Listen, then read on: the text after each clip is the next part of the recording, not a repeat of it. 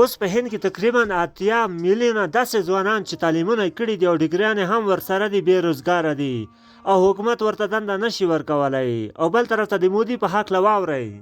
نن سبا په هند کې دې کاکروچ د هند د وزیر اعظم نریندر مودي داسې خوبونه حرام کړي دي لکه څرنګه چې د نمرود په پوزه کې چې ماش ننوتی و او هغه یې لیونی کړی و. یو څو ورځې مخکې یو 15 کلن ځوان چې نوم یې ابهجیت دیپکې و، دغه ځوان نریندر مودي د ظلمونو خلاف په ټوکه ټوکه کې یوه پارټي جوړه کړه چې نوم یې کاکروچ جنتا پارټي ورکړ او دغه پارټي په هند کې دومره مشهوره شوه چې په 15 ورځو کې په هند کې 21.8 میلیون فالوور ترلاسه کړل. او د نریندر مودي د پارټۍ بی جے پی په سیاست کې 40 کاله شو چې په دغه 40 کلونو کې یوازې 8.2 میلیون فالوور ترلاسه کړي دي. اوس په سوشل میډیا کې داسې نارې او اوازې خپرې دي چې نریندر مودي ته خپل بسترې شا کړه، ستا وخت پوره شو. اوس په هند کې تقریبا 8 میلیونه ځوانان چې تعلیمونه یې کړي دي او ډګریانې هم ورسره دي بېروزګاره دي او حکومت ورته دنده نشي ورکولی. او یو څو ورځې مخکې په هند کې یو امتحان ترسره شو چې هغه ته د نیټ امتحان ویل کېږي او کوم ځوان چې نیټ امتحان کې کامیاب شي نو حکومت هغه ته دنده ورکوي. دغه امتحان ته میلیونونو کسانو اپلای وکړه. امتحان ته لږ وخت مخکې دغه امتحان چا لیک کړو. دې نه پس هند ځوانان د کلي او بازارونو په کوڅو کې راووتل او احتجاجونه یې پیل کړل او وی ویل چې نریندر مودي بی جے پی پارټۍ خپل کسانو ته دنده ورکولو لپاره امتحان لیک کړی. ځوانانو ځکه دا احتجاجونه کول چې بی جے پی پارټۍ مخکې تر مخکې هم داسې غلطو کارونو باندې بدنامه شوې وه.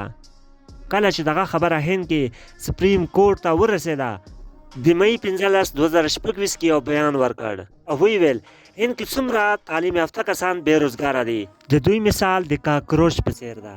دغه ځوانان امتحان په خپله نشي پاس کولی، بیا په حکومت باندې نیوکه کوي. دا چې دغه بیان نه وروسته یو 15 کلن ځوان چې نوم یې ابهجیت دیپکې و په انسټاګرام باندې یو پوسټ وکړ او وی ویل خوښه مو ده چې موږ ټول کاکروچان د دوی پر خلاف رايوځای شو. دغه ځوان دغه پوسټ وایرل شو. بیا دغه ځوان یوه پارټۍ جوړه کړه چې نوم یې کاکروچ جنتا پارټۍ کېښوده، یعنې د عامو خلکو پارټۍ. دغه پارټي دومره مشهوره شوه چې په 15 ورځو کې 21.8 میلیون فالوور ترلاسه کړل. بل طرف ته د نریندر مودي په سیاست کې 40 کاله ترسره شوي دي. بی جے پی پارټي انسټاګرام باندې یوازې څه د پاسه 8 میلیون فالوورز لري.